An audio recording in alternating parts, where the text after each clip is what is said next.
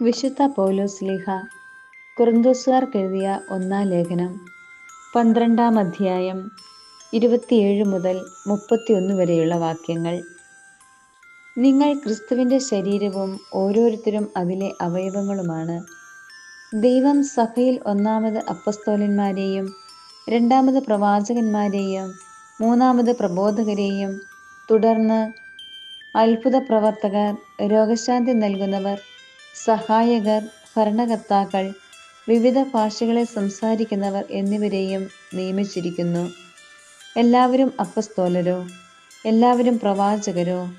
എല്ലാവരും പ്രബോധകരോ? എല്ലാവരും അത്ഭുത പ്രവർത്തകരോ? എല്ലാവർക്കും രോഗശാന്തിക്കുള്ള വരങ്ങളുണ്ടോ? എല്ലാവരും വിവിധ ഭാഷകളിൽ സംസാരിക്കുന്നുണ്ടോ?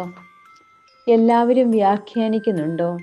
എന്നാൽ ഉത്കൃഷ്ടദാനങ്ങൾക്കു വേണ്ടി തീക്ഷ്ണമായി അഭിലഷിക്കുവിൻ.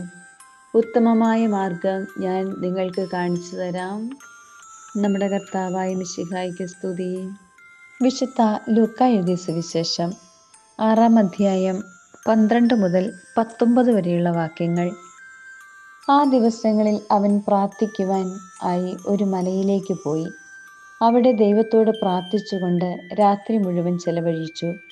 പ്രഭാതമായപ്പോൾ അവൻ ശിഷ്യരെ അടുത്ത് വിളിച്ച് അവരിൽ നിന്ന് 12 പേരെ തിരഞ്ഞെടുത്ത് അവർക്ക് അപ്പസ്തോലന്മാർ എന്ന് പേര് നൽകി.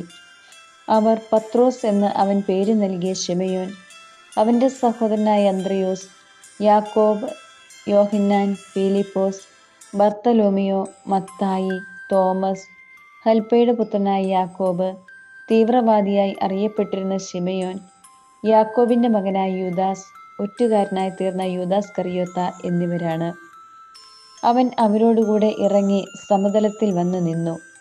ശിഷ്യന്മാരുടെ ഒരു വലിയ ഗണവും അവൻ്റെ വചനം ശ്രവിക്കുന്നതിനും രോഗശാന്തി നേടുന്നതിനുമായി യൂദയ, ജെറുസലേം എന്നിവിടങ്ങളിൽ നിന്നും ടയർ, സീദോൻ എന്നീ തീരപ്രദേശങ്ങളിൽ നിന്നും വന്ന വലിയ ജനസമൂഹവും അവിടെ ഒരുമിച്ചുകൂടി.